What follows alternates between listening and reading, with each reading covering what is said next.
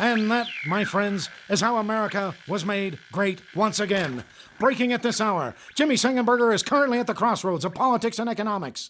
Radio broadcaster master, now the celeb on the web. He's the smarty of the party. He's in cahoots with the grassroots. Jimmy at the Crossroads brings you thought-provoking commentary, hard-hitting interviews, original satire, and the best bumper music known to man. Jimmy at the Crossroads! Gonna talk money, gonna talk politics, great for all generations. Oh, what a great mix, I said. Gonna talk money, gonna talk politics, great for all generations. Oh, what a great mix. I got Jimmy at the Crossroads, making sense out of nonsense. People want answers, they want to understand. They come to the crossroads and Jimmy gives them the plan. I said, gonna talk money, gonna talk politics, great for all generations. Oh, what a great mix. I got Jimmy at the crossroads, making sense out of nonsense. Come on, Jimmy, what you got?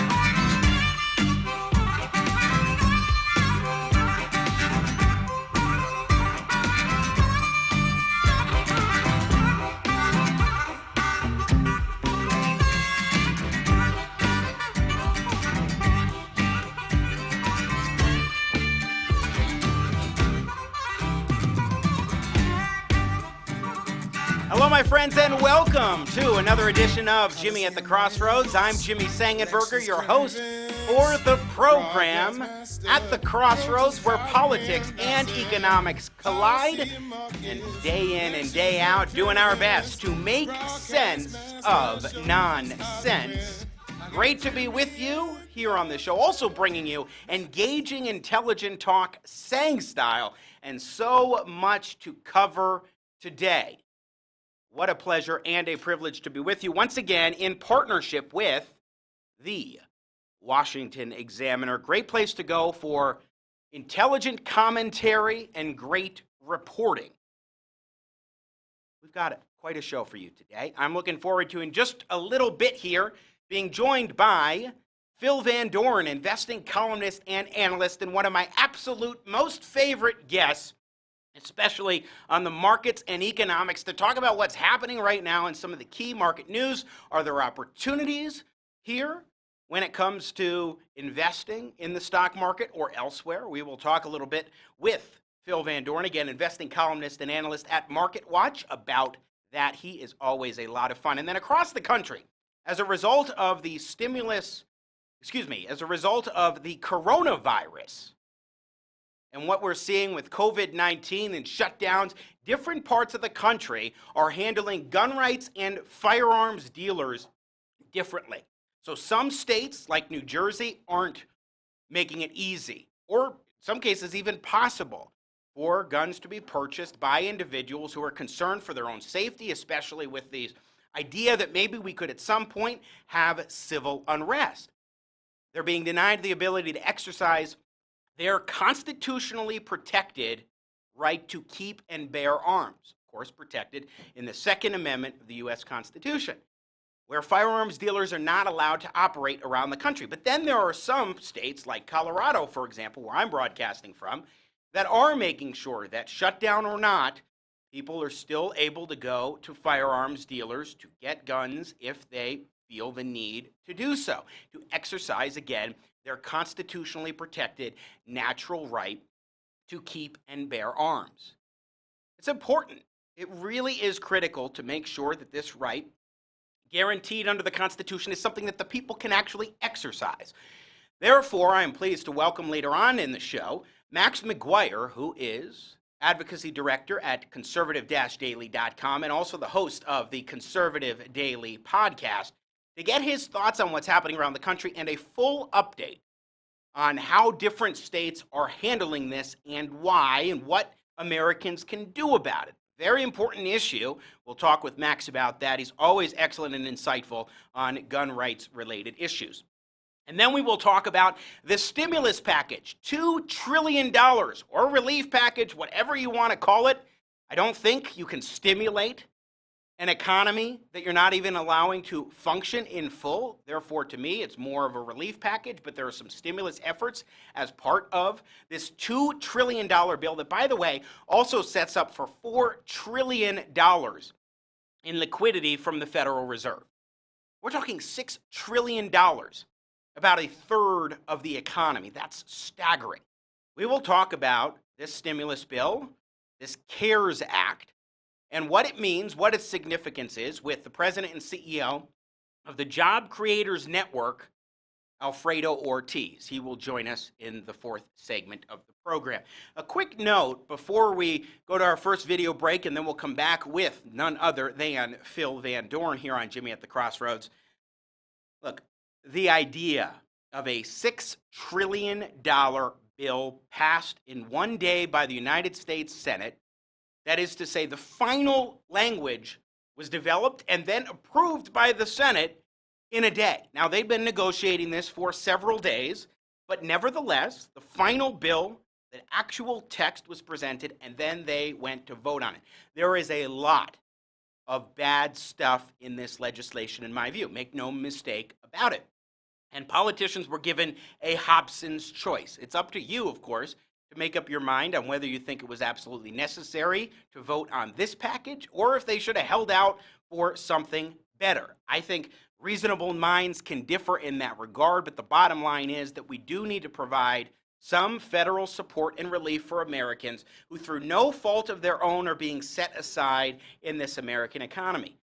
But the idea that we're talking now, for the first time in my memory, of a single package, legislative package, that will likely be passed by the House of Representatives in the next few days and signed into law by President Trump, that is 1/3 of the U.S. economy, and talking about $6 trillion, it's unfathomable. But here we are, alas. It is quite a time here in the USA. We all have to pull together amidst what we're seeing, but we can do it.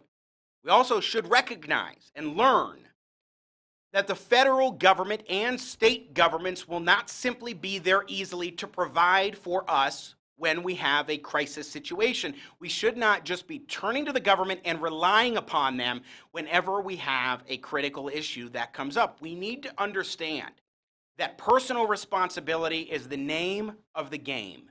We need to understand that as Americans, we cannot simply rely upon the government and have to be prepared to run our lives in a way that is not looking to the government for all sorts of expansive programs. Sure, we're getting into a big crisis, but look how difficult the debate was over what to do, and then how expansive this legislation ended up being in the final stretch.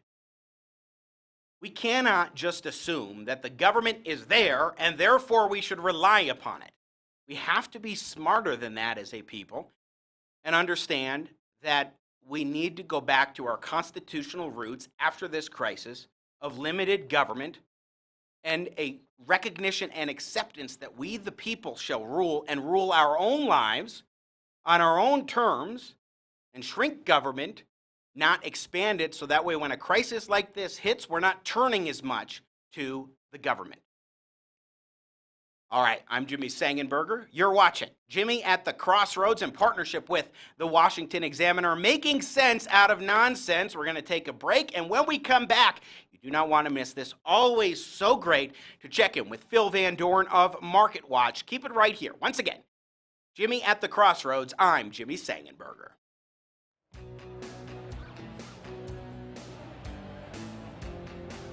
To Obamacare.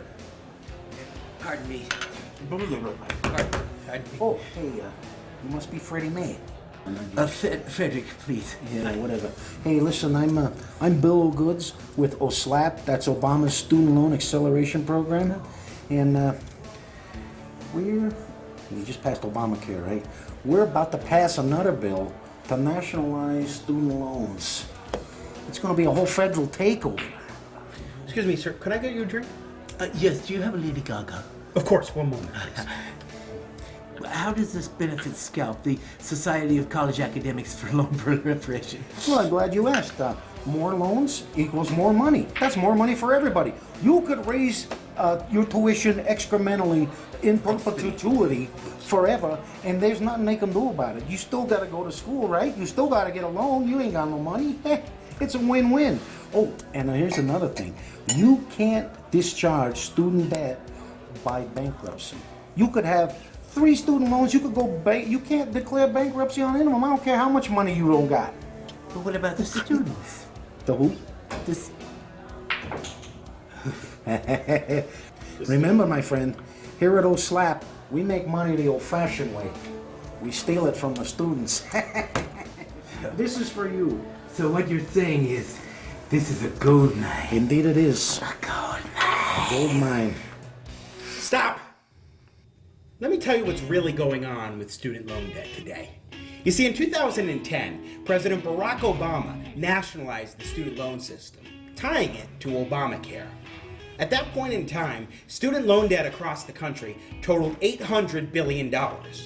Now, about a decade later, that number has doubled to $1.6 trillion.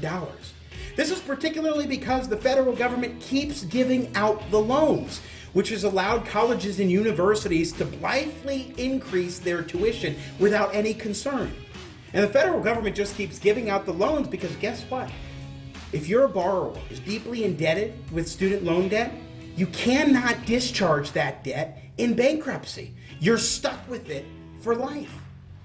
That needs to change, particularly because there's no risk to the lender. That means the federal government can keep giving out loans, and also there's no risk to the colleges and universities, so they'll just keep raising tuition regardless. There really does need to be a congressional action done to address this student loan crisis in America. And at the Millennial Policy Center, we have some great extensive research on how to do this, including some bills working their way through Congress. So log on to millennialpolicycenter.org today to learn more. Right on. Well, it's going to be a pretty good decade. Well, I think it'd be good. Freddie, let's have another drink. Oh, sure. Let me just...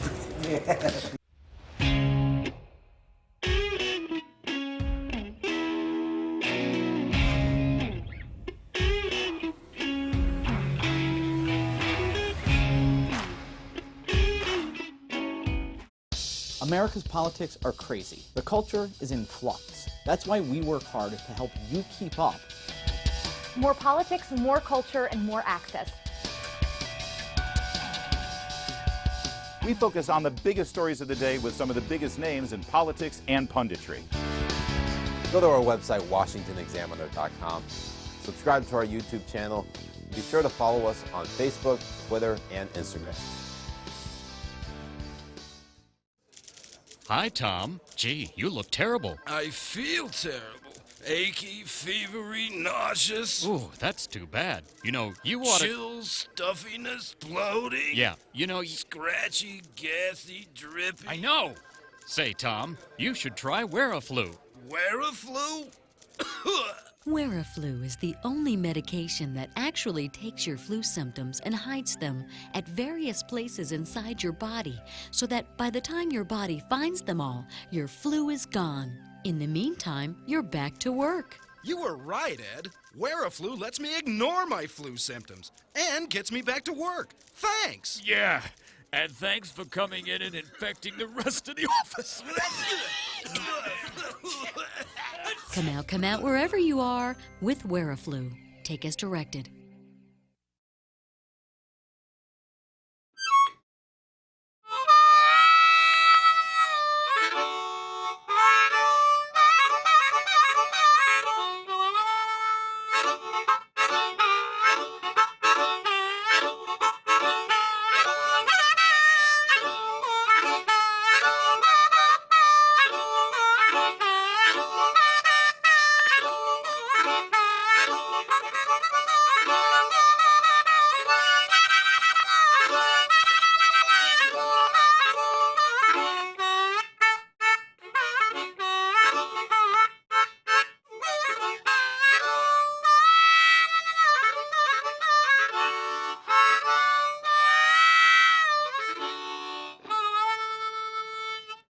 Hello, my friends. Welcome back to Jimmy at the Crossroads, the only political and economic web show and podcast where the host will actually whip out one of his harmonicas and play his own bumper, which, of course, is very fitting for our first guest of the day. I am Jimmy Sengenberger. Great to be with you in partnership with the Washington Examiner, day in and day out, making sense of nonsense where politics and economics collide, also known as At the Crossroads.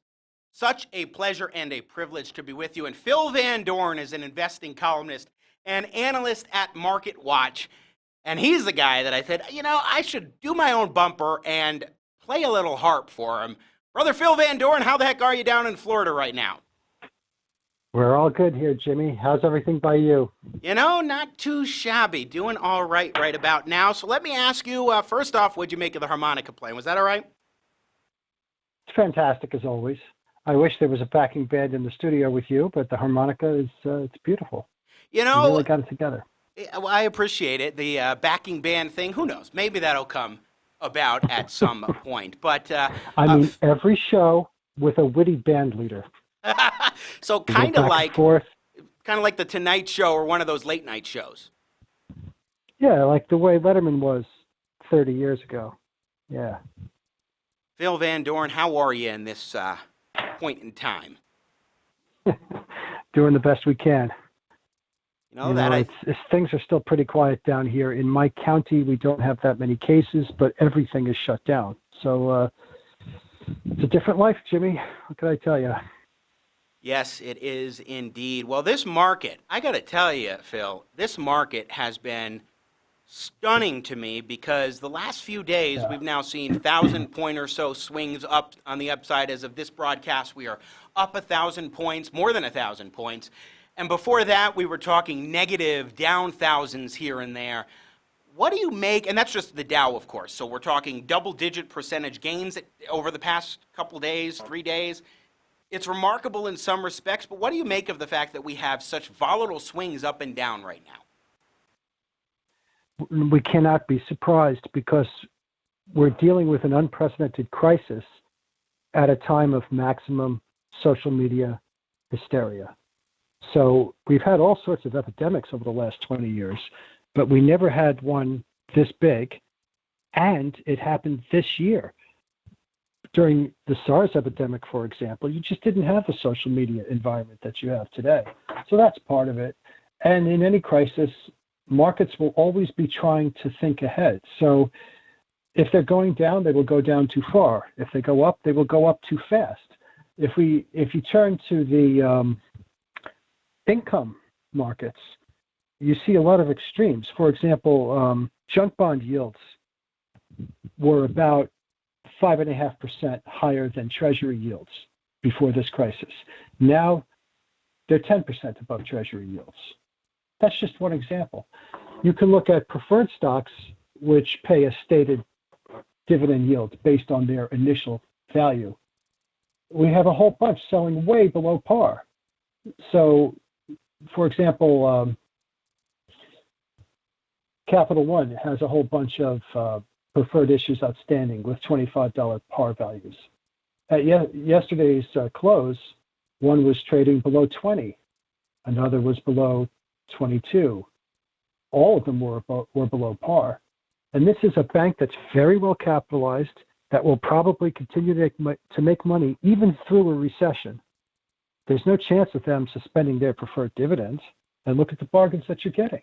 You could get yields higher than 6% at a discount, which means when the preferred shares are redeemed, you'll make a profit. Same thing for some other banks. I'm looking at a list here, and there are opportunities out there, believe it or not, for investors who want to put some cash to work or maybe change direction.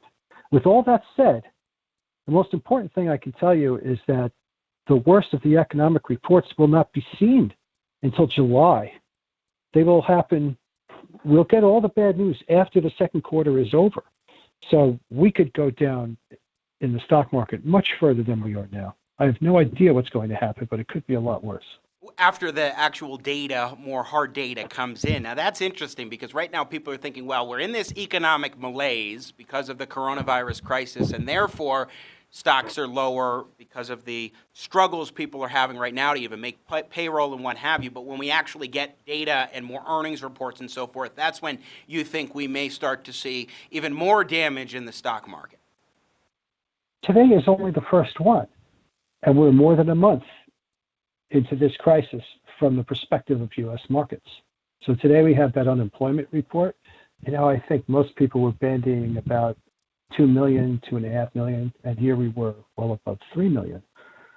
But we have a lot of economists suggesting a 14 or 15% annualized contraction for the U.S. economy during the second quarter. And the second quarter hasn't started yet. So we're just not there yet. So we'll see what happens. Before the market bottomed in March of 2009, there had been all sorts of fits and starts, but the peak to trough decline was 57%. And this crisis is arguably worse. It has certainly manifested even more quickly than the credit crisis did.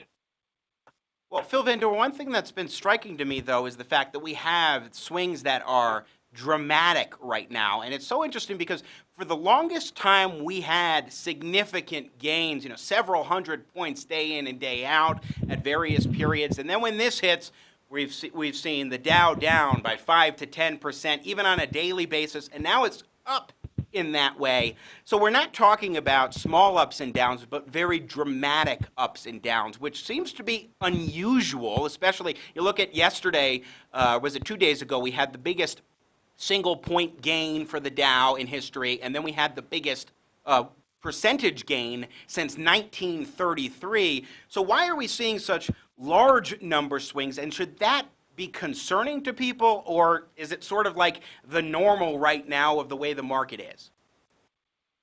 One of the reasons is that so much money is invested in index funds or index exchange-traded funds. If you're running an open-ended index fund and you have redemption, you're selling that day, and you're selling the good with the bad. You will sell the best companies along with the worst companies in proportion to their market cap weightings in the index.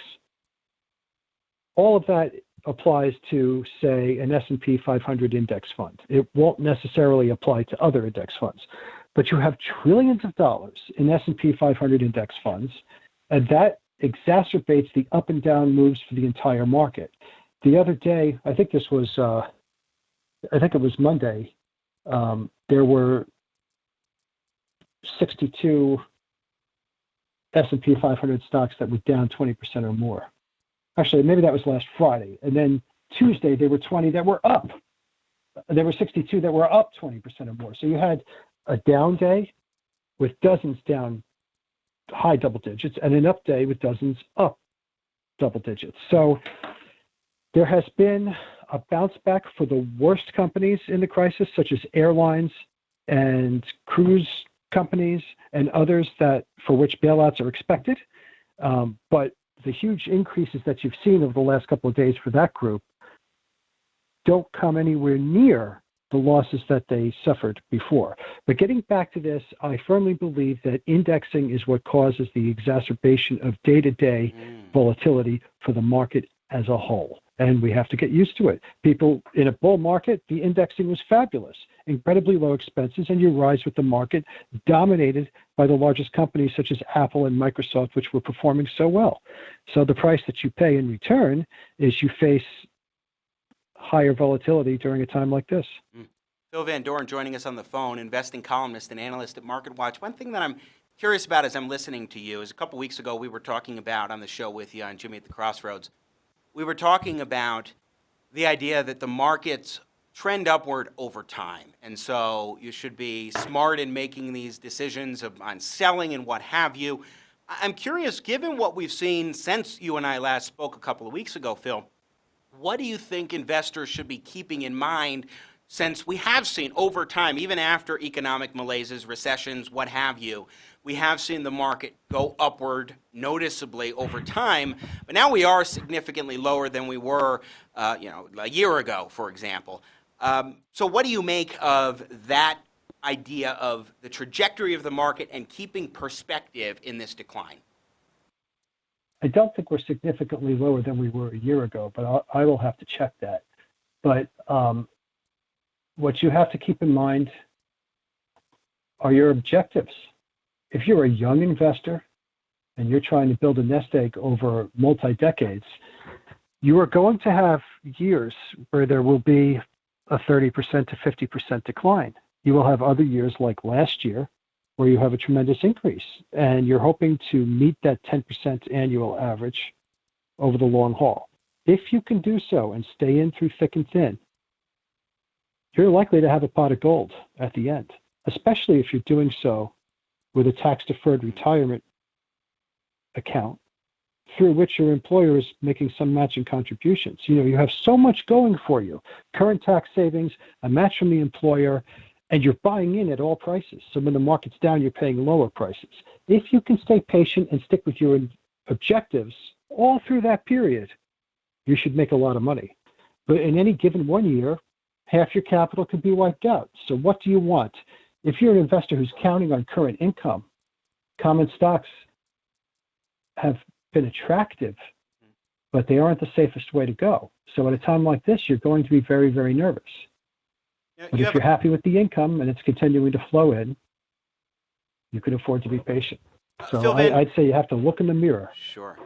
Phil van Doorn, a couple of stories I want to hit on that you've got at MarketWatch. One that I found interesting is Jefferies from yesterday, noting, and this, of course, is a bank firm, that this is an opportunity where you could be, quote, practically stealing some good quality stocks. In other words, there are opportunities there for investors that are paying attention. Tell us what their thinking is. They listed a group of stocks, a group of companies that they believe are in good shape when it comes to cash flow, low debt, and other healthy financial characteristics. One of them that they mentioned was Amazon. So with what I was saying before, the good is being thrown out with the bad, they think you're looking at some bargains. Look at Visa. Visa is, of course, the largest of the credit card transaction processing companies. But what not everybody knows is that they don't lend out any money at all. They don't face any credit risk. They are toll takers. So during a period with an economic slowdown, their revenue will go down, but they won't be taking losses the way that a bank does. So Visa looks like a steal. It's down considerably since the S&P 500 hit its peak on February 19th. So when that story was published, it was down 31%. Now it's down maybe 20%. But that's the type of stock you can consider. Others include Home Depot. That is a company that managed its cash very well through the last crisis. And we know that this crisis is different. But we also know that in a country where homes are built to fall apart, Home Depot is always a safe bet. People are constantly renovating their homes because they have absolutely no choice. Then you look at a company like Adobe. Its evolution to a subscription model for its business has streamlined its revenue. And obviously, we're going to have more and more cloud collaboration as time goes on because of what's going on with us working from home. So Adobe looks like a really, really interesting bet for the long term. There are other companies on the list that I don't necessarily agree with, but I simply put up the largest companies that they could list. They listed Chevron. Chevron is obviously, it's an integrated oil company with a very, very strong balance sheet. They love it for the long term. But in the short term, as you know, it's very, very dangerous because we don't see any road to significantly higher oil prices for a while. So it's an interesting list. The words practically stealing, that comes from the Jefferies report. It's very hard for me to say that you would be stealing them because I don't know if we're going to go down another 20 to 30% from here. Nobody knows.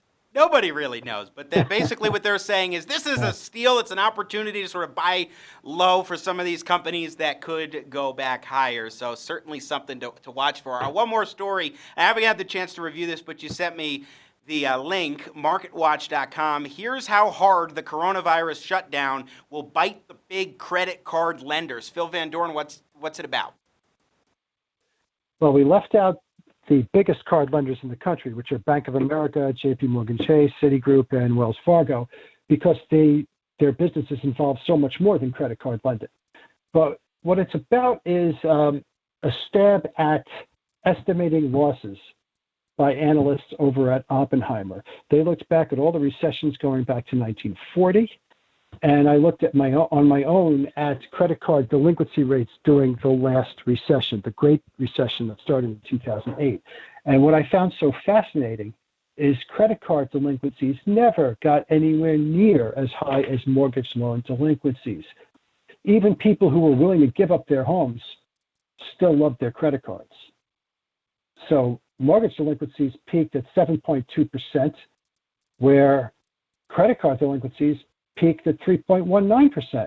Now, if you're taking loan losses of 3 or 4% on your card portfolio, but you're charging 20% interest rates, guess what? You can easily bear those losses.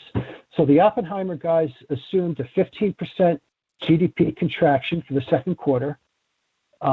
They assumed that unemployment would go up to 9%, and they crunched a whole bunch of numbers, and they determined that American Express, Capital One, Synchrony Financial, Discover, and Alliance Data Systems would all remain profitable through the coronavirus recession.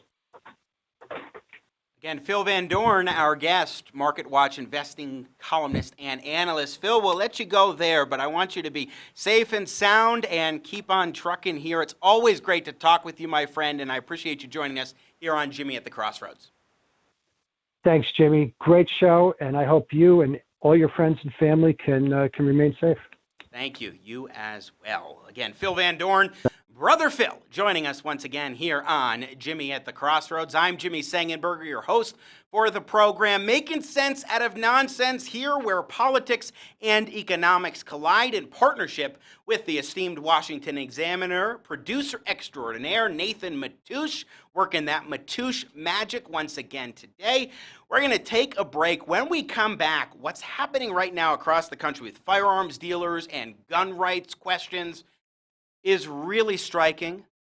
Some states and communities are not allowing individuals to easily exercise their constitutionally protected rights to keep and bear arms, sometimes shutting down firearms dealers, not considering them as essential services. Other states doing it differently. We will talk with Max McGuire of conservative-daily.com about that, and then Alfredo Ortiz of Job Creators Network on this CARES Act that passed $2 trillion from the federal government plus $4 trillion in Fed liquidity when we return later on as well. All right, I'm Jimmy Sengenberger. This is Jimmy at the Crossroads. Stay tuned. Crikey, that was the biggest bloody mosquito I've ever seen. Wait, coming in. Oh, g'day, mate. You know, after a long day of kangarangling and croc roping, a man can really work up an appetite, not to mention a whopper of a backache. I know a place, and that's why I like coming into the Back Out Steakhouse. The Back Out is the only place I know where you can sit down in a lumbar support Barca lounger and enjoy a big juicy bandicoot steak or a thick koala chop served by a licensed chiropractor. And as you partake of your meal, your server will provide you with a spinal manipulation, neck twist, the hip alignment, the full Matilda. One visit to the Back Out Steakhouse and your spirits will return like an Abbo's boomerang.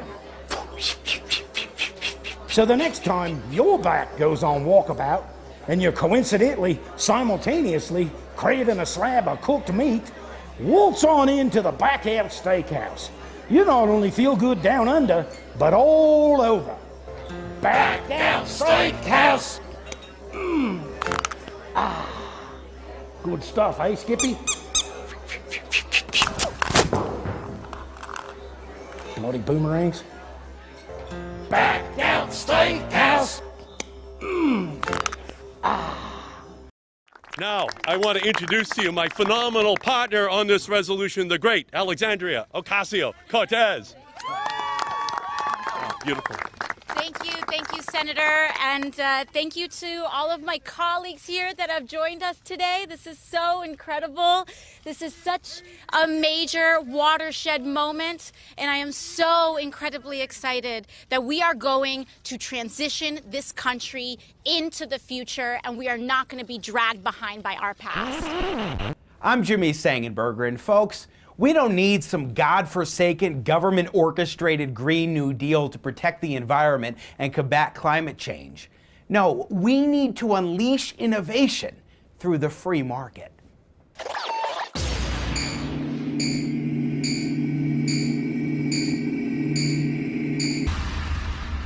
Congresswoman Alexandria Ocasio-Cortez and Senator Ed Markey, the lead sponsors of the so-called Green New Deal in Congress, won't tell you this. The mainstream media won't tell you this. But the reality is that carbon dioxide emissions in the United States in recent years have been on a downward trend. Yes, a downward trend. For example, in 2017, the USA cut our carbon dioxide emissions by about the same amount as the entire European Union increased theirs. This is remarkable, especially since 2017 was the same year that President Donald Trump withdrew the United States from the Paris Climate Accord. Not only that, but China and India are by far the biggest drivers in carbon dioxide output in the world. But what has led this revolution in the United States of reducing carbon dioxide emissions? Well, it has been the revolution in innovation. That is, the private sector has truly brought about some incredible gains in technological improvements that have resulted in this dramatic decline in carbon dioxide emissions. That's particularly, for example, with the production of oil and natural gas through increases in the technological innovations of fracking or hydraulic fracturing. So for me, this is kind of like Groundhog Day. I'm experiencing all the same outrage and all the same predictions of apocalypse and the world is coming to an end and all the rest of it. And you know what happened when George Bush pulled out of the Kyoto Treaty?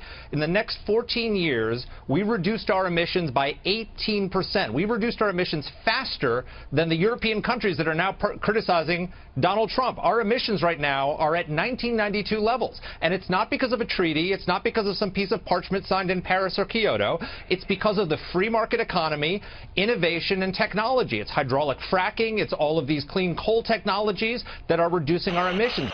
The reality is that the private sector has been driving these dramatic improvements in technology that has reduced carbon dioxide emissions. In other words, it is the free market that has been driving forward with combating climate change. If this is happening, and it has been happening, what we really need is to unleash more of the unlimited potential of the private sector, of the free market, of each and every individual, because that is the pathway to defeating climate change and really saving the planet, not through some government scheme. The Millennial Policy Center just came out with some great research on how we can fix environmental problems and combat climate change through the free market. To learn more, log on to millennialpolicycenter.org.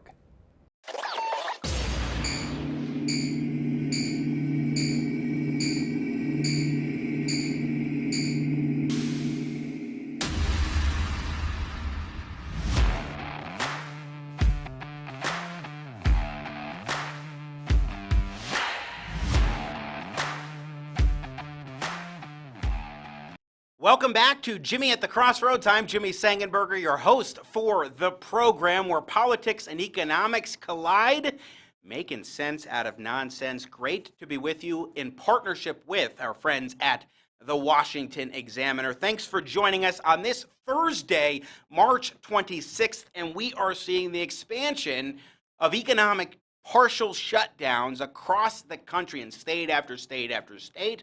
One of the new additions effective today is my home state, where I'm broadcasting from right now, of Colorado. But in Colorado, Governor Jared Polis has stated that firearms dealers will be considered essential, are considered among the list of essential services that are provided, particularly because of the fact that we have a constitutionally protected right to keep and bear arms. But there are a lot of communities and states across the country who are not providing such latitude. Is that what we're supposed to think about our constitutionally protected rights now? Latitude? Let's talk about what's going on across the country with our next guest today on Jimmy at the Crossroads, Max McGuire, who is Advocacy Director at conservative-daily.com and also the host of the Conservative Daily podcast, available on Apple Podcasts and Google Play, and my go-to guy when I want to talk about gun rights issues. Max, good to have you, my friend. Welcome to the show. Hey, good to see you again. Congratulations on the new show.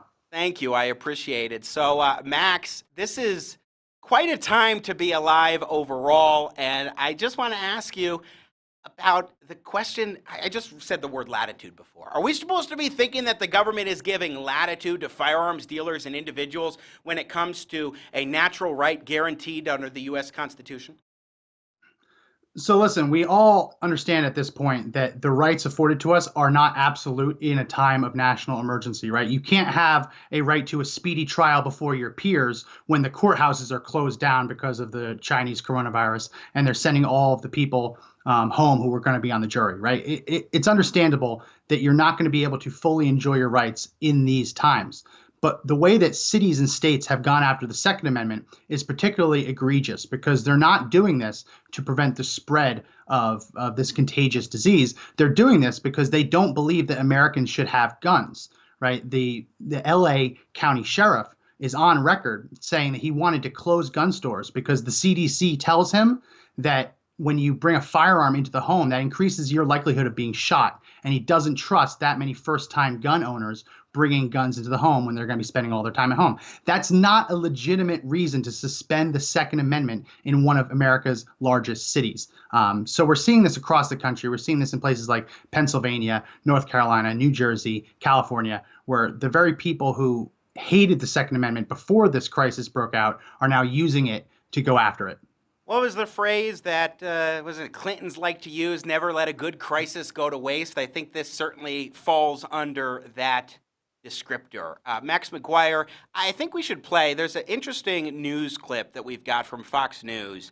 And this was yesterday where they were specifically talking about what's happening here vis-a-vis this situation where states and communities across the country are trying to block firearms dealers from being able to sell firearms at this point in time, as well as background checks and so forth. I forget which cut number that is, but it's the gun rights one, Nathan Matoush. If we can pull that up.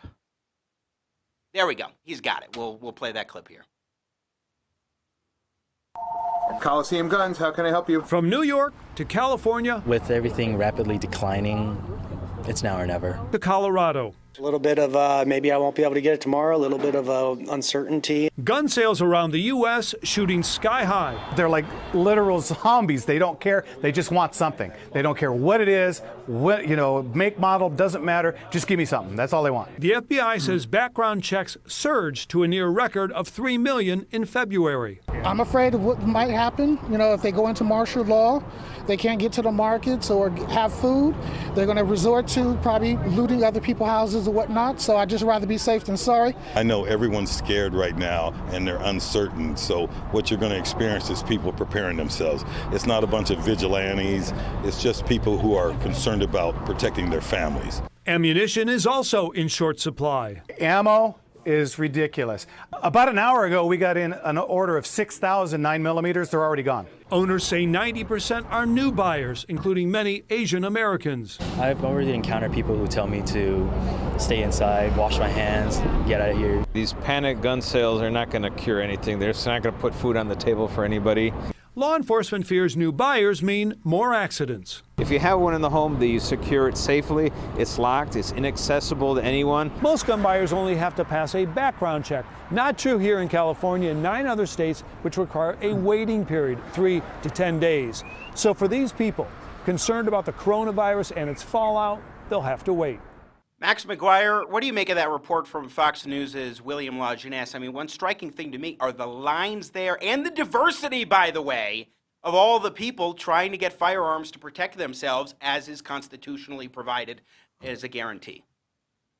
Yeah, no, it's interesting. A lot of the people who are waiting in lines are first-time gun buyers. People like me, we have everything that we would need in this scenario. We're not running to the store to try and buy an extra box of ammunition here or there. The challenge is the people who have never owned a gun before. They see what's going on around them. They're afraid. They're legitimately afraid that they might need to have the ability to defend themselves and their families. During the LA riots, there were these really iconic photographs taken on the roofs of Korean businesses. They become a meme nowadays. They're called roof Koreans. And what they did during the LA riots is they brought their guns up to the roof and they just basically guarded their stores, their storefronts. And those were the areas of the city that were not looted. So it's not surprising to see the Asian community, especially in California, going out and trying to get guns, because we've seen throughout even just recent history how important it is to have a firearm at your disposal when things go down. So it's really sad to see this, but frankly, all these people should have cared about the Second Amendment when these laws were being enacted. In California, as the clip says, there's a 10-day waiting period. So when they closed down gun stores in places like San Jose earlier this week, anyone who had bought a gun in the last 10 days couldn't pick it up because they were still waiting for the waiting period to go through. So it's really sad. And what I would tell everyone is that, yeah, if you care about the Second Amendment now, this crisis will pass eventually. We'll get past this. We'll be able to kickstart the economy again. But don't forget about this when we get to that point. Keep fighting for these rights, because you've seen how governments, how state and local governments will abuse your rights in a time of crisis when you desperately feel like you need them. Don't let them get away with this once this crisis passes. Hey, Max, just as a quick aside, was that Max Jr. I was hearing? This is interviews in the era of COVID. It was. My wife was laid off yesterday, so she's supposed to be my babysitter. So she's obviously failing in that regard. I might lay her off too. But as an aside, personally, it's absolutely infuriating to see what Democrats are doing on Capitol Hill, because they could have pushed a bill through on Monday, and they've stalled for what? To be able to block Trump's businesses from getting bailed out too, so that the only hotel in the entire country that won't be able to get a bailout is one with Trump's name on the side. I'm furious, because I truly feel like my wife would have been able to have a job still if this package would have gone through. And there's going to be a reckoning. But yeah, on the Second Amendment, I truly do hope that when all is said and done, the same people in line today as first-time gun buyers will vote in November for people who would protect those rights that they see are being abused. That's a good point. Now, Max McGuire, again, advocacy director at conservative-daily.com and host of the Conservative Daily podcast. I was just sent by one of our viewers, Michelle, an article in the LA Times yesterday afternoon entitled, "Unless you plan to shoot the viruses one by one, gun shops aren't essential services." And one of the things that he says, I think it's the last couple of paragraphs here, and by the way, this is written by a guy named Scott Martell. And he says in the last couple of paragraphs here about the response of many minorities who are arming themselves to protect themselves just in case. Are those the rational responses to the spread of a virus? No. They are functions of fear, understandable fear to be sure. This virus is a scary threat to humans, and as a society, we were woefully ill-prepared for it. We're still scrambling to catch up, and it's unclear whether we will. But more of us buying guns or expanding personal armories is not a rational response to a medical emergency. It is caving in, acting rationally. That's my addendum, but what say you? What was that guy's name? Scott Martell? Scott Martell, yes, at the LA Times. Yeah, Scott Martell is an idiot. The right to keep and bear arms is absolutely essential. To say in a time of crisis like this that the right to be able to defend yourself and your families is not essential. All across the country, they're releasing inmates from prisons and jails right now. That is happening across the country, including in LA. People are being released from prison under the promise to not reoffend, right? To say that it's unreasonable for Americans to look at what's happening around them, see that the prisons and jails are being emptied, see that police officers are promising not to arrest people unless they steal a certain amount of money or commit a certain heinous crime, that they won't arrest them and won't imprison them and won't incarcerate them for fear of spreading the virus. When people see that, it's completely justified to want to have the ability to defend yourself, right? So Scott Martell's an idiot. Don't know him. Frankly, I don't want to know him. But your right to keep and bear arms, just like your right to free speech, all of your rights are absolutely essential. That's why they were added to the Bill of Rights to begin with, to ensure that they were seen as essential and no one could just wipe them away and say that they weren't necessary. Let's talk a little bit here, Max McGuire, in our remaining minutes with you, about what's happening in some of the different states. So focus in on New Jersey, because I've seen a number of different reports on the struggles for individuals to purchase a firearm, particularly because of their background check system. Sure, I used to live in New Jersey. In New Jersey, As did I, if you don't own a gun already, if you're a new gun owner, you have to basically get a firearm purchaser identification card. And what that is you're basically asking for permission to get permission to buy a gun, right? They run a background check there, and then you have a background check run at the point of sale. By law, they have to process those cards within 30 days. Practically no city or the state police does it. They just break the law before this crisis. Now, they're not running background checks. They've closed their background check offices. They've declared that gun stores are non-essential. So unless you are able to find someone willing to do a person-to-person, face-to-face long gun sale, it's impossible to get a permit to buy a handgun, which you would need, or to go to a gun store and purchase a firearm. They've just suspended the Second Amendment entirely, and they're doing it unapologetically. They don't believe that this is a vital service, which, frankly, it's not all that surprising coming from New Jersey, given what they've tried to push through when we aren't in times of crisis. It's only fitting that now, when people are scrambling to try and defend themselves, that they're realizing that all of these hoops that Democrats have put in place to force people to jump through, it makes it a lot harder to defend yourself in a time of crisis when they're just completely shutting down the whole system. Max McGuire, right along the border of New Jersey is Pennsylvania, and they're having their own issues as well. What's happening there? Yeah, they are. So there was actually a lawsuit that went to the state Supreme Court challenging the governor's order. The governor had closed gun stores and declared them non-essential, said all gun stores have to close down your non-essential service. There was a lawsuit, went all the way to the Supreme Court, the state Supreme Court. The state Supreme Court rejected it, basically said, no, the government has the authority to close down gun stores. The governor, after getting this win, reversed course and decided to allow gun stores to reopen as long as they follow certain sanitary guidelines. But it goes beyond that. In Pennsylvania, you only have to have a license to carry a firearm in what's called a city of the first class. So that's Philadelphia, and I think technically still Pittsburgh, but their population is declining. I don't know if they've dropped below the threshold or not. But in those two cities, that's the only place where you need a license to carry in order to carry a firearm. Everywhere else in the state, you can open carry a firearm without a permit. But during a state of emergency, open carry rights are suspended. So unless you have a license to carry already, you can't carry anywhere. There are tons of people who don't go into the cities. They just go around town, and they said it's fine open carrying a handgun without a license. That's all they need to defend themselves in rural areas of Pennsylvania. The old joke in Pennsylvania is that you have Pittsburgh, Philadelphia, and there's Alabama in between. There's a lot of truth to that. There's a lot of open areas of Pennsylvania where people don't need a license to carry because it's rural areas and they just open carry. Those rights are suspended now. So unless you have a license to carry, you cannot open carry anywhere in the state during a state of emergency. So there's lots of little intricacies that we don't notice during regular good times, but these laws have been on the books for a long time, and they've given localities and states the power to suspend our rights just at whim, just by declaring a national emergency. And the real question is, when all is said and done, there's going to be a lot of court fights over this, right?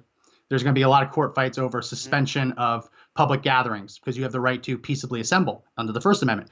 There's going to be a lot of court fights over basically saying no new court cases, throwing out in-person trials to stop the spread. There's going to be lawsuits about whether people's rights were violated there. And the courts are going to hash that out. But when it comes to the Second Amendment, when it comes to defending yourself and actually protecting yourself and your family, we cannot afford to wait weeks, months, years for this to be litigated in the courts.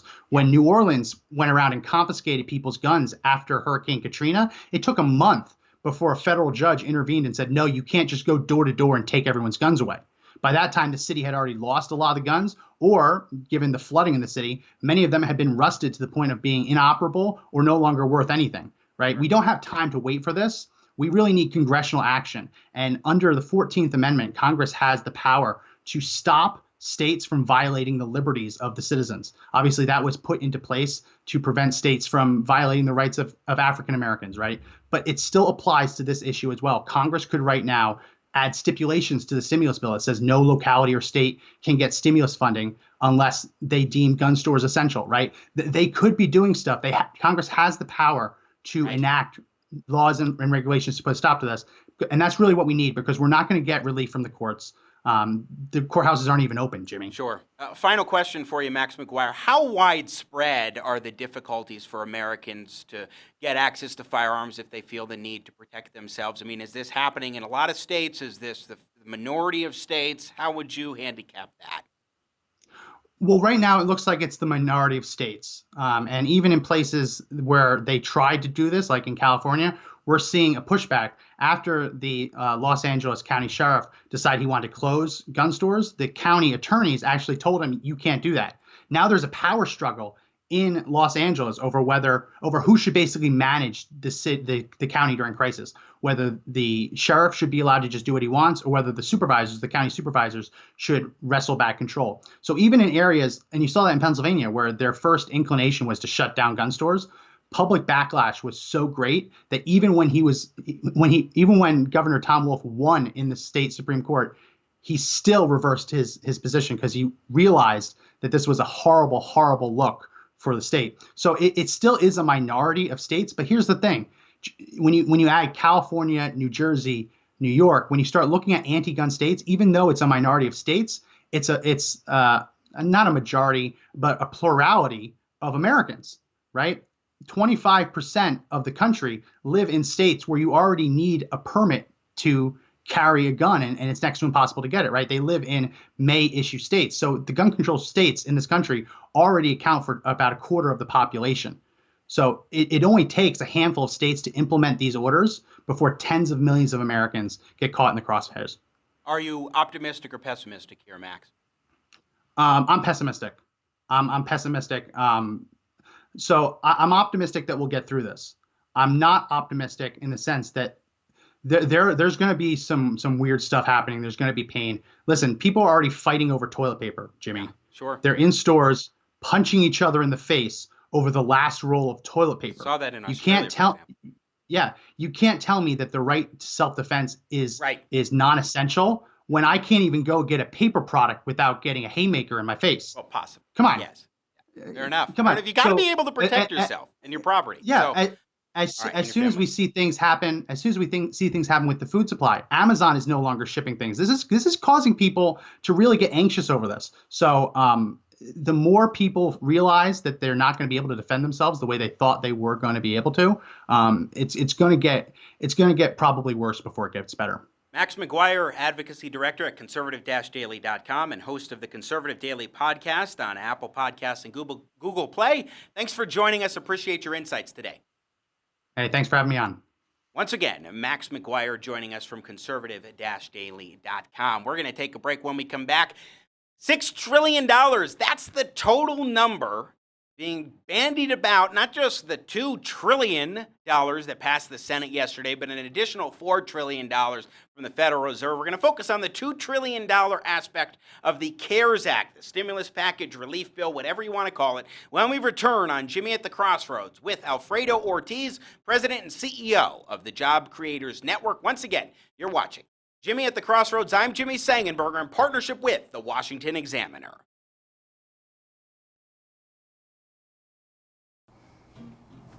So these are the auditions for guest host of my new show, Jimmy at the Crossroads. Please step up and state your name. Hi, I'm Dr. Phil. You know, every pancake has two sides, and we're going to get to the other side of that pancake when we come back from the break. Mr. Shatner. Bernie Sanders will probably be the Democratic nominee. You're going to have to talk faster. I was going at full speed. Kelsey Grammer. Very well. I'll send you all to heaven before condemning you to hell. My little snowy flake, poor little snowy flake, triggered in every way. President Bill Clinton, whenever you're ready. Hey, how y'all doing? So, how about we play a little game of the old switcheroo? Thank you. Hey, if I get the gig, do I get an intern? Thank you. Just asking. Tom Hanks, go ahead, please. I am Tom Hanks at your service. Can you try an announcer voice, sir? Oh, an announcer voice. Oh, come on. I got a lot of movies to do. Okay, I'll do an announcer voice. I am an announcer. I'm the announcer. Ha! How was that? The announcer guy. Ha! I think we're going to have to do another audition call, guys. We all have rules we have to follow. But what if you could have a direct hand in helping to write the rules that would impact your life or your business? I'm Jimmy Sengenberger, and let's talk about exactly that.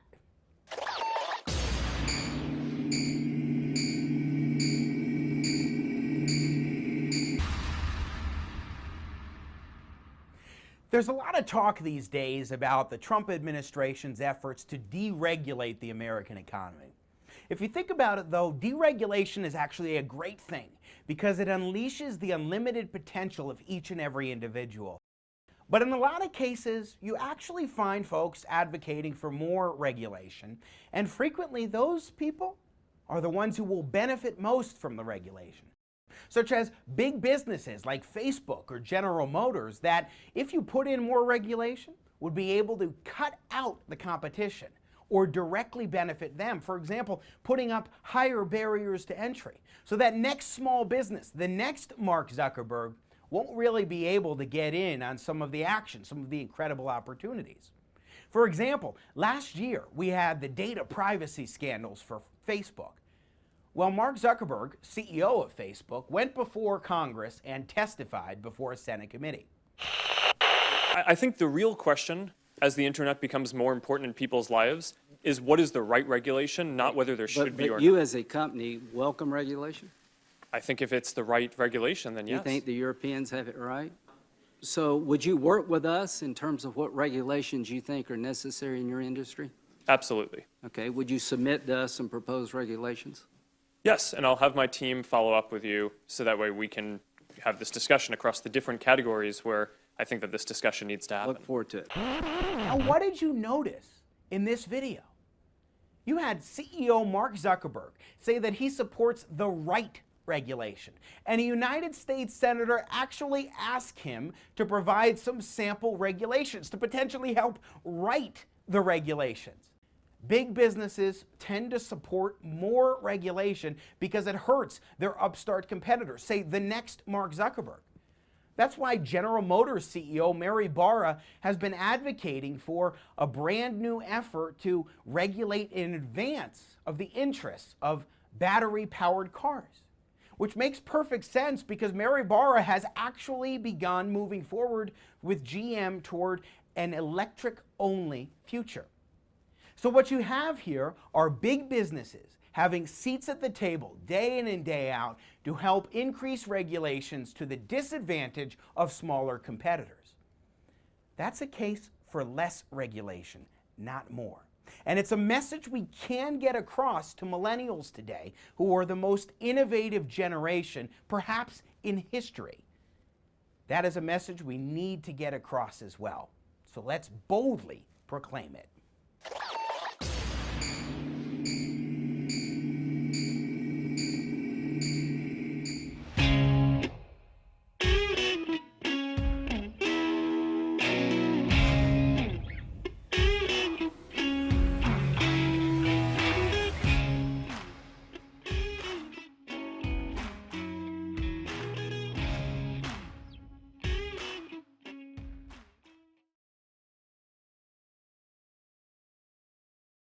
Festivities, you can do so. You can tweet at me at SangCenter, that's Sang with an E, not an A, Center on Twitter. Matoush will put up the lower third so you can see my Twitter handle. Also, you can email me via my website, jimmysengenberger.com. Remember, there's no A, there's no I, there's no U in Sengenberger. It's all E's all the time. Once you know that, Sengenberger is easy. Great to be with you here on Jimmy at the Crossroads, once again in partnership with the Washington Examiner, as we've been talking about various issues of the day, the stock market with Phil van Doorn of MarketWatch. We also spoke with Max McGuire of conservative-daily.com in the last segment about what's happening with gun rights across the country. Now, let's zero in on the $2 trillion stimulus package that was passed by the U.S. Senate and very likely on the verge of approval in the House of Representatives.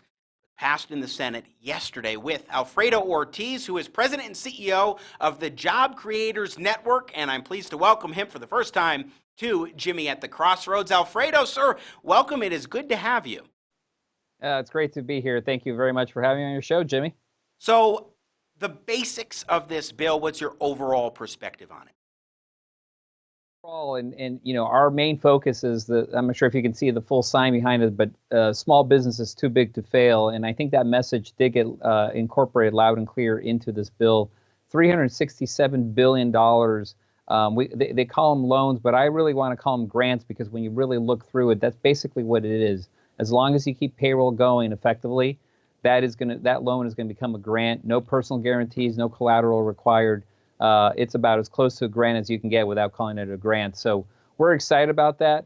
I have to tell you, Jimmy, obviously the devil's in the details. My concern is over the next 15 days, which is, I guess, how long the agencies have to really put the rulemaking and the guidelines and the operational aspects of this together, is how quickly can we really do that? How quickly can we get the money to small business owners?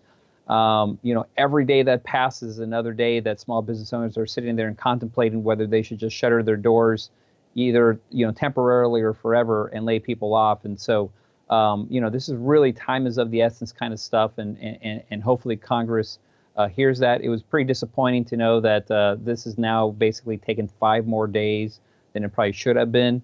So, you know, we're talking checks to folks probably in the next 2 to 3 weeks. Again, concerning to me, because April 1st is right around the corner. And what happens April 1st? A lot of mortgage payments, car payments, you know, utilities, stuff like that is due. And so we just got to make sure, you know, that cash is keen, especially to our small business owners, and that they keep their employees employed.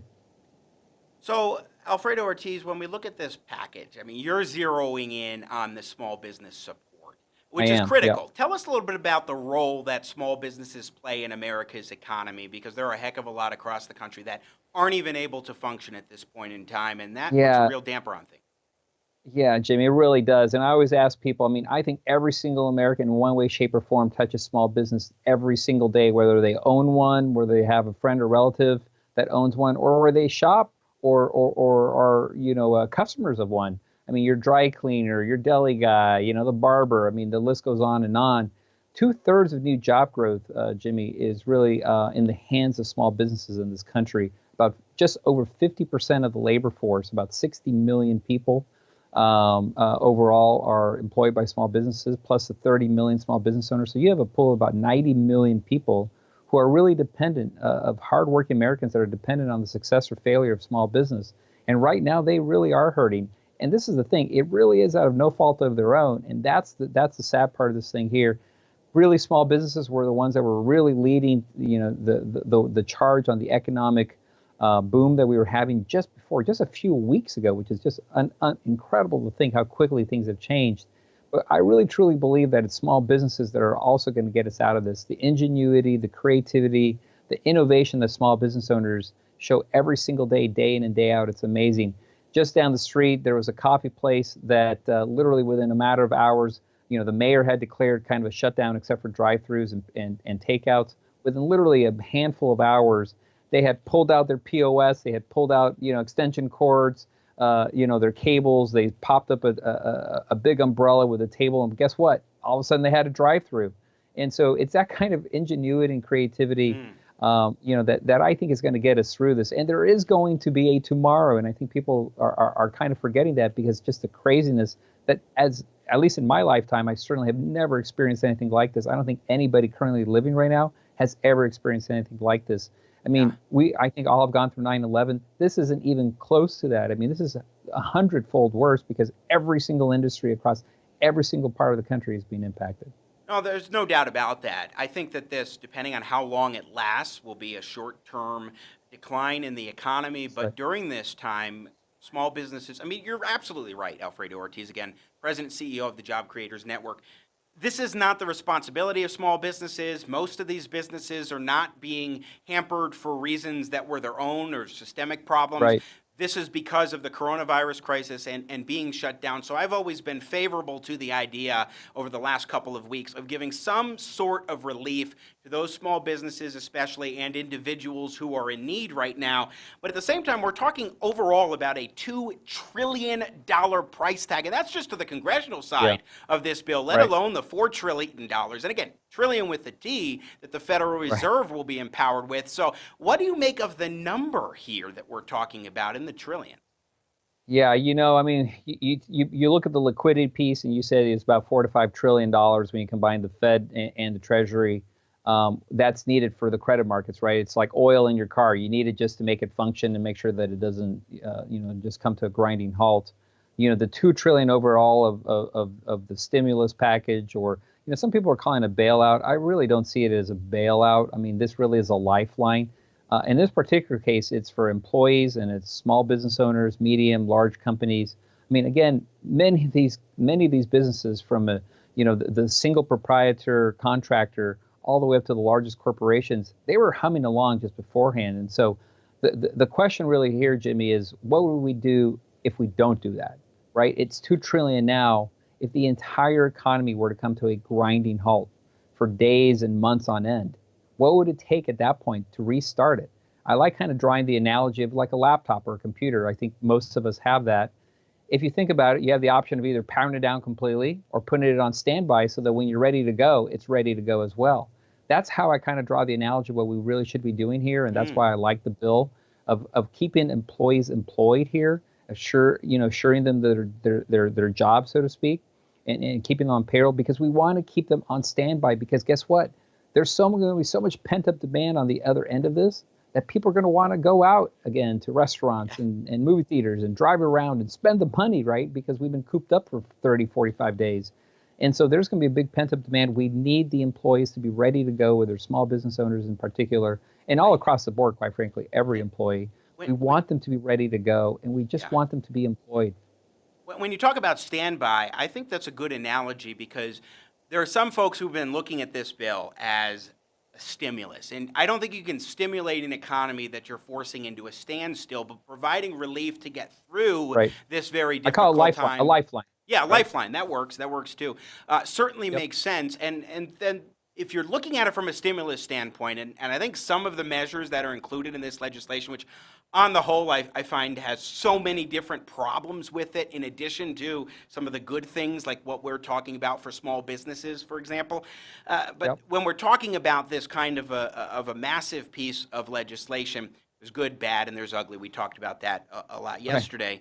But in terms of the standby nature, helping those companies to get through this is the important thing, and not looking at it from the perspective, as some of the components of the bill I think are geared towards, as stimulating the economy. So then the question is, once we get out of this, you say there's going to be pent-up demand. I agree with you. People are going to be like, I want to go to my favorite restaurant again and sit down. I want to get out with my family. Yeah.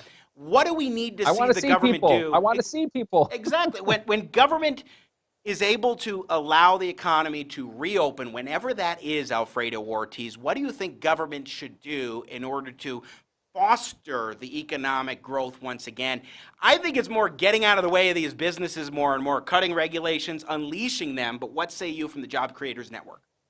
Yeah, no, I think that's right, Jamie. And I think we're also going to see, we hear a lot about the flattening of the curve almost kind of on a national basis. But if you really think about it, we're seeing these curves really differ by state. So I think the idea of having a one kind of national open house day kind of thing is probably not going to be realistic. I think what we're going to start seeing is state by state, a case by case basis here of them quote unquote opening up for business again.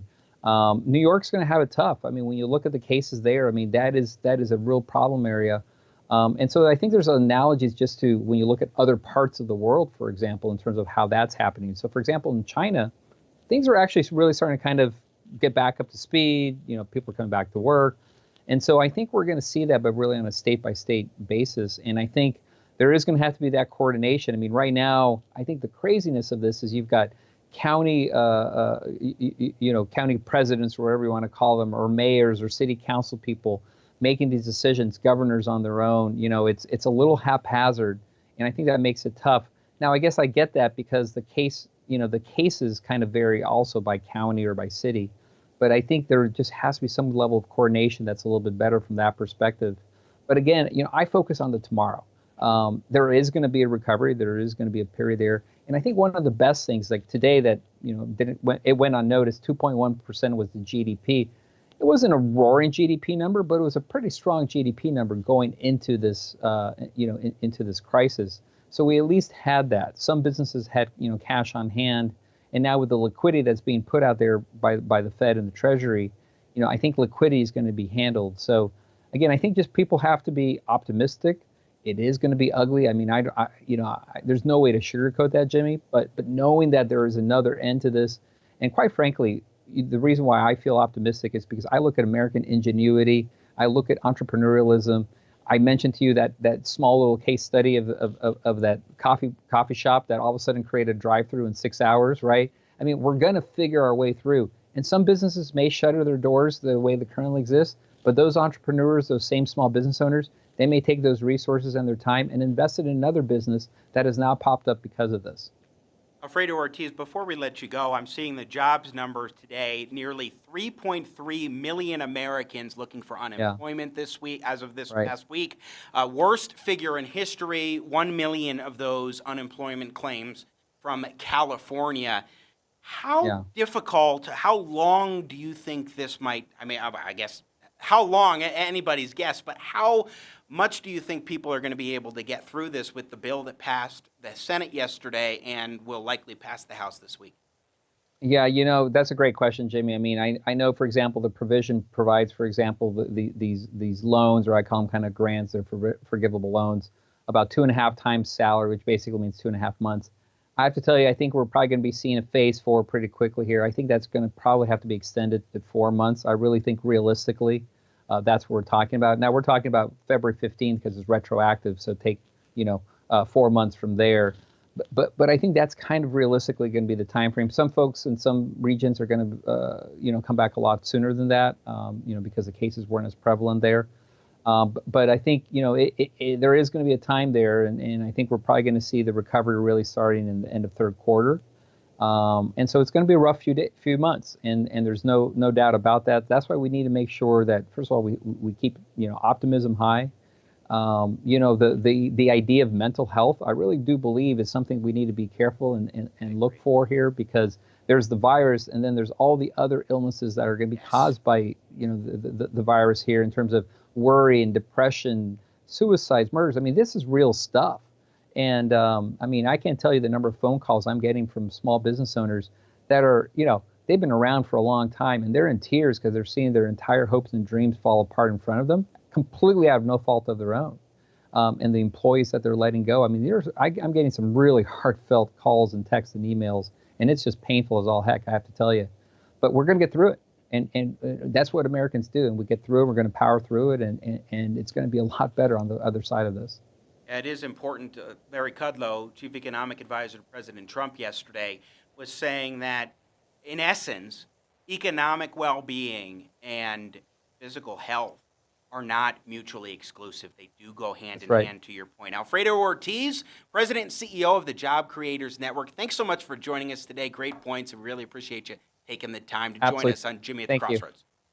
Thank you, Jimmy. Appreciate it. Once again, Alfredo Ortiz with the Job Creators Network. Be sure to check them out. So I want to offer a few thoughts on what we've been seeing now with regards to this CARES Act stimulus package, relief package, whatever you want to call it. Media keeps saying stimulus package, and so that's why it kind of seeps into my mind, even though, as I've said before, I look at this much more as a relief effort than anything else. But there are some components of the bill, make no mistake, that are geared towards a stimulative goal. But I want to go to a couple of clips here. Steve Mnuchin is the Treasury Secretary for President Trump. And last night he was on Sean Hannity's show on Fox News. And the unemployment benefits question is an interesting one. This is cut 3. Sean Hannity expressing frustration of his listeners to Treasury Secretary Mnuchin about how the unemployment system is structured right now. And keep in mind, as we listen to this, that in the past week, 3.3 million Americans filed for unemployment claims, a record high number in recent history. That the American people, they've been very clear to me. They understand their fellow Americans are in need, and they want them to be made whole. In other words, get your salary, pay your rent, pay your mortgage, pay your car payment, get your groceries, get your medicines, whatever you need. Life stays normal for this interim period, again, through no fault of your own. But this idea that you're going to make more money unemployed, that angers my audience. It angers me, too. Why couldn't somebody just have to show a pay stub, and that's the money you're going to get? Sean, you're right, and it angers me, too. But the problem is, the states have computer systems and unemployment that are 35 years old. And unfortunately, we need to get the money out fast. You couldn't reprogram these things. So the simplest way was, and the fairest way was, $600 per person. In certain states, that may be a little bit too much money. In other states, it's less money. It's not a perfect system, but the president's objective was to make sure we get money in people's hands. And as I said, waiting 4 months to reprogram systems, that doesn't do us any good. So Lindsay's perfectly right. I know he's talking about, in the ideal world, we'd correct this. It's our focus was delivering money quickly to the American public. Lindsey Graham is the Lindsey to whom he was referring, the Treasury Secretary referring to Senator Graham of South Carolina. I find it a little difficult about the whole computer systems, but then again, we're talking government, and so it's not unfathomable that a heck of a lot of states might be 30 years behind in their systems. Maybe, just maybe, it is time for an upgrade, but I understand Sean Hannity's frustration there. It was interesting hearing Steve Mnuchin talk about that. One more clip. This is cut 2 of Sean Hannity on his show with Steve Mnuchin, again, Treasury Secretary, talking particularly about some of the little goodie bags. I mean, look, the Kennedy Center for the Performing Arts getting money from this CARES Act, PBS getting money from this CARES Act, other interest groups and special selected organizations and entities by people like Jerry Nadler of New York City and what have you. They're getting money during this time, adding up more and more towards that $2 trillion number. And I think the frustration that Hannity expresses is absolutely palpable, to be sure. But take a listen to Steve Mnuchin's response. As the senator just said, I'm all in favor. I want every American made whole. Through no fault of their own, they've been hurt. We've got to help these small businesses. We've got to help the cruise line industry, the airline industry, and any other industry. We've got to help our medical workers. We've got to ramp up the medicines and everything we need for our hospitals. But this other crap, why is this in here? Well, Sean, it's great to be with you. And let me just say, the president's number one issue was to make sure that we protect the American workers and American business. No fault of their own. We've shut down major parts of the economy, and he wants to make sure not only do we protect them, but the economy is ready when he's ready to open the country. So as you said, in any deal to get a deal done, there's things we like a lot. There's things that we wouldn't have put in on our own. But, what I just want to highlight is, a small business program. We hope to get this up and running next week, literally where small businesses can go in, get a loan immediately that covers 8 weeks of their employees. They're incented to keep their employees. Their loan is forgiven if they keep their employees. That covers about 50% of the workforce. And for the president, making sure that we have small businesses retain their workers when no fault of their own, we've shut them down and they have no business. We also have economic income payments. We have a great program between the Treasury and the Federal Reserve where we can inject up to $4 trillion of liquidity to help businesses. We can build a small business lending program. So the president is determined to make sure we protect this economy. Economic income payments, that's what they're calling this variation of a UBI that does phase out. But it's an interesting name for checks coming from the government to Americans on just a bit of a means-tested basis, but nevertheless saying economic income payments, a heck of a name for something like that.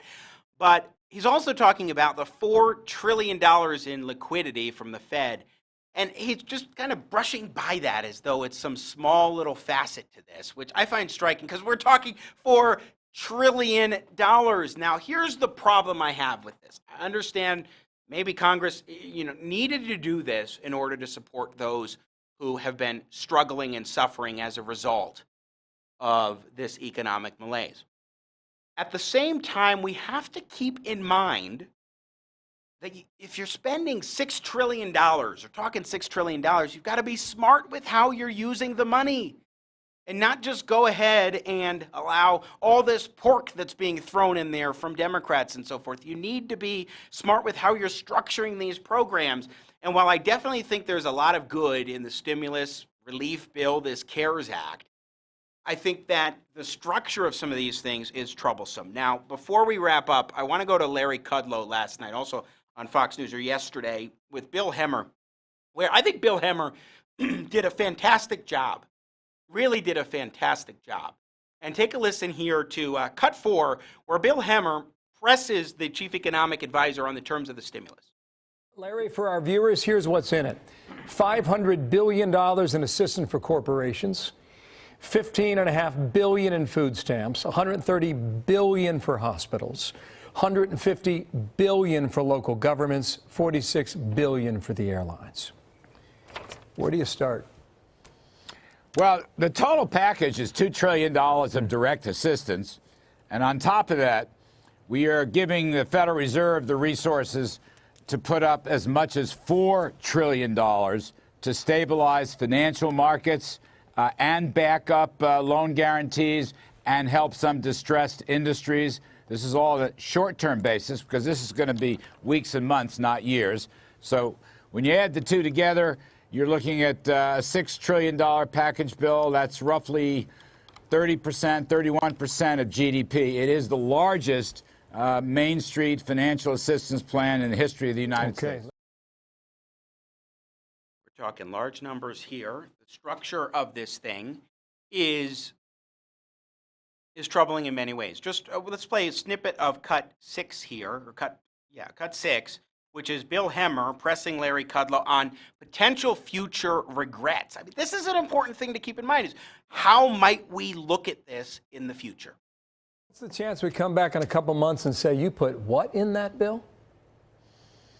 Well, look, I'm not sure quite what you mean on that, but I think that I know you and fellow Republicans, you were banging on the Obama administration for a long time about shovel-ready jobs and green energy deals. A lot of that went into the Recovery Act that was passed in February of 2009. And when you pull back the curtain, a lot of people didn't like what was behind it. Are we going to find a lot of that or some of that in this, Larry? I don't think so. I mean, there are no shovel-ready jobs. There is no Green New Deal. This is aimed directly, I mean, it's targeted directly, Bill, at individuals, at families, at small businesses. That's the key point here. It is targeted directly at them. So that's Larry Kudlow. I want to stop it there. Yes, for the most part, the legislation is targeted in ways that it should be, as far as support for individuals and support for businesses that otherwise might go under. But at the same time, and by the way, under because of this coronavirus crisis, but at the same time, when we look at all the pork that's thrown in there, some of the new programs put into effect, like this economic income payments scheme and what have you, I think it's a little more than some of the smart ways of going about it for the federal government. Number one, I mean, that's the most important thing in many respects. And then number two is how you are setting up these programs as far as considering the different elements that you throw in there. So that is to say the pork and the special interests, expenditures and what have you. I mean, I guess it's a crisis, and you expect that politicians are going to haggle. They're going to try to get the best thing that they can, but that doesn't mean that they got it. I definitely don't think they got it, but at the same time, people do need relief at this point in our nation's history. That is it for us today here on Jimmy at the Crossroads. Great to have you with us. Be sure to like our Facebook page, Jimmy Sengenberger Media Personality, as well as the Washington Examiner on Facebook. Subscribe to our YouTube channel, Jimmy at the Crossroads, plus the Washington Examiner YouTube channel. And be sure to join us tomorrow on Friday for one more edition this week of Jimmy at the Crossroads, bringing you engaging, intelligent talk, Sang style, and making sense out of nonsense. Hope you have a great day. We will be back once again tomorrow, Jimmy at the Crossroads, and as always, may God bless America.